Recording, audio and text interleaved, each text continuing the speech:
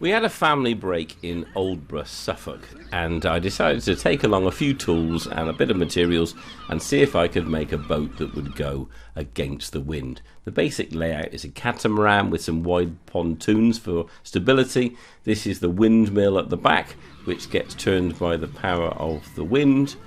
The bearings were just made from some beads, some fishing beads that were drilled out through the middle. And then the hub for the windmill that's an old film canister. The propeller at the other end of the shaft, very poorly made out of the end of a tin can. But you can see how it goes. It gets turned by the wind.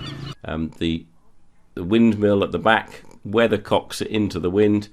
Then it produces some torque which goes down the shaft and then drives the propeller. And the whole thing worked surprisingly well for something that was just cobbled together on the hoof. A little bit of triangulation for the to lift it up. You need a bit of an angle so that the propeller is down underneath the water. I mostly used a glue gun, a pair of pliers, Stanley knife. That was about it. And it's not posh Depron. This is just the little thin stuff that you put under those laminate flooring boards. So here it is, getting some sea trials at the lovely boating pond at Aldeburgh. You can see the shaft being turned by the wind, and then that's driving the propeller at the other end, and then it's winding itself up against the wind. I was quite pleased with it. The wind was a little bit fluky. Here it is just chugging along past the stationary camera, so you get some idea of its speed.